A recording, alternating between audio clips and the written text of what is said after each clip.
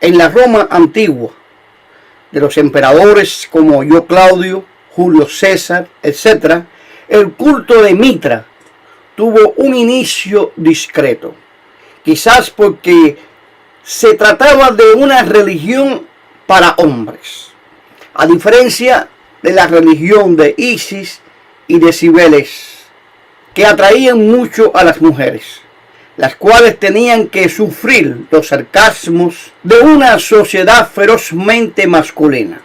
El dios solar Mitra venía de las planicies esteparias del cercano oriente, y los soldados romanos lo consideraron durante las expediciones orientales del general Lucio Lucinio Lúculo, y más tarde del Neo Pompeyo Magno, en el siglo I antes de Jesucristo.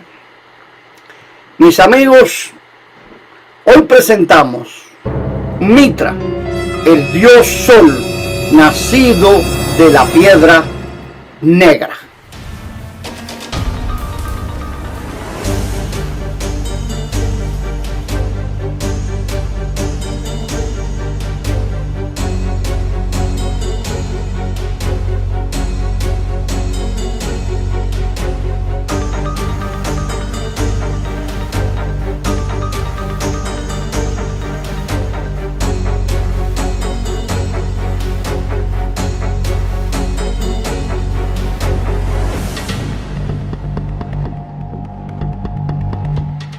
Durante algún tiempo, en la Roma antigua, permaneció confinado en los medios populares el dios Mitra. Pero medio siglo más tarde, Nerón Claudio César Augusto pareció interesarse en él.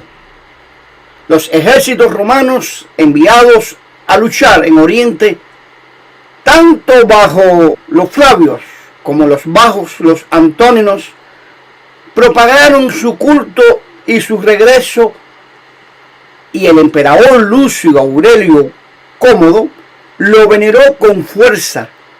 Sin embargo, fue a fin de cuentas Lucio Domicio Aureliano quien, al construir en Roma un gran templo al sol, 274 a.C., le confirió la condición a Mitra de divinidad y mayor protector del Estado. A pesar de que la religión Mitra tuvo en todo el imperio de Roma cientos lugares de culto, la conocemos muy poco. Se practicaba en salas generalmente subterráneas que podían dar cabida a solo 20 o 30 participantes. Esta reclusión bajo tierra podría parecer desconcertante para honrar a un dios solar, pero contribuyó a conservar las capillas. Si vemos esta foto que le estoy demostrando a usted en pantalla, apreciamos el lugar del culto a Mitra, que está ubicado bajo la actual iglesia de San Clemente en Roma. Bajando al nivel más bajo hay edificios romanos de la edad imperial y un mitreum del que se conserva un altar de mármol con la representación de la matanza del toro por Mitra. Al principio, Mitra era un dios combatiente, dios de la aurora, auxiliar de los dioses supremos, Horus, Aura Mazda. En cambio, en el Imperio Romano ocupaba un lugar predominante, nacido de una piedra ardiente y luminosa. Surgió desde el principio como amo del mundo. Gran cazador con arco, quien fue benefactor de la humanidad, en especial porque hacía brotar agua de las rocas, disparándoles una flecha. Su gran hazaña fue la difícil capturar a un toro que sacrificó para generar la raza humana. Esta muerte se representaba en todos los santuarios. Las ceremonias conmemoraban este acto fundador. Probablemente al principio había un recordatorio de la historia de Mitra y de su papel benefactor, y luego se realizaba el sacrificio de un animal, se hacían libaciones y se consumían las carnes con pan y vino. Los fieles ya iniciados podían tener acceso a 7 grados, cada uno bajo la protección de un dios. La fiesta principal se llevaba a cabo el 25 de diciembre y presumiblemente la renovación de la vegetación se festejaba con una ceremonia hacia marzo o abril. Si vieron el video anterior donde yo les hablo de los dioses de Roma, ya sea que se trate de Cibele, de Isis o de Mitra, cada una de estas divinidades se presentaban como dueña del mundo, de los planetas y de las estaciones, y como dadora de fertilidad. Sus fieles esperaban de ella buena salud y la felicidad terrenal. Además de estas generalidades, sería muy difícil discernir si algunos de los dioses romanos contribuyeron con alguna aportación al cristianismo, salvo un sacrificio de redención que podría identificar a Atis con Jesús. En cambio, Isis, la diosa de Egipto de Oriente y poderosa, piadosa con los conversos, quizás trazó la senda que conduciría al culto mariano, es decir, a la Virgen María. En cuanto a Mitra, en parte hombre, de nacimiento milagroso y también Dios, vencedor del mal, fue un poderoso rival de Cristo, cuyos fieles acapararon la fecha del 25 de diciembre.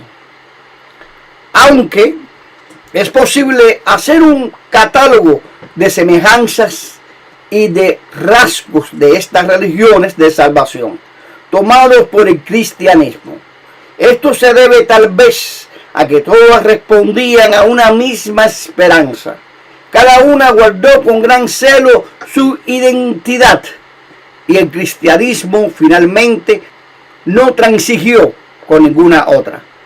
Ahora bien, a veces muchos se preguntan, ¿cómo fue el fin de los cultos orientales?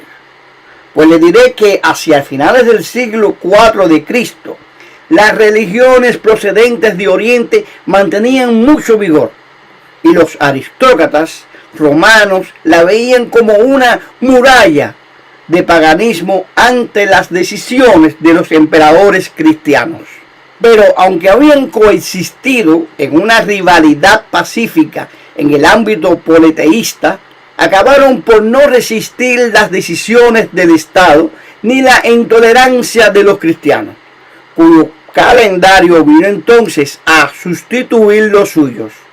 En la época final del Imperio Romano y sobre todo durante el siglo III y IV, el cristianismo fue ganando cada vez más adeptos. El emperador Constantino I convocó el primer concilio de Nicea en 325 después de Cristo, que otorgó legitimidad legal al cristianismo en el Imperio Romano por primera vez. Posteriormente hubo un intento de renovación de la religión romana tradicional a cargo del emperador Juliano II, llamado por los cristianos el apóstata, quien fue el último emperador pagano. Finalmente, el 27 de febrero de 380, el emperador Teodosio I declaró el cristianismo en su versión ortodoxa la única religión imperial legítima, acabando con el apoyo del Estado. Para finalizar, tenemos que reconocer que de Grecia, pero sobre todo de Roma, hemos copiado muchos aspectos. Por ejemplo, en la ley se dio comienzo a la ley de las 12 tablas. El Senado y algunas de sus leyes son muy parecidas en la actualidad a la de Roma. El calendario romano es el universal en la actualidad. Los carnavales actuales provienen de la cultura occidental de la herencia de las antiguas bacanales, saturnales y lupercales. Así que, si nos ponemos a mirar la historia, Roma ha sido el conductor de la nueva era, tanto cristiana como de otros cultos paganos que en la actualidad no lo quieren reconocer, pero muchas personas lo practican. En fin, esto ha sido todo por hoy. Se despide su amigo Roberto Fernández, deseándole como siempre salud, libertad para Cuba, Nicaragua y Venezuela, paz para todos los hombres del planeta, amor y dinero.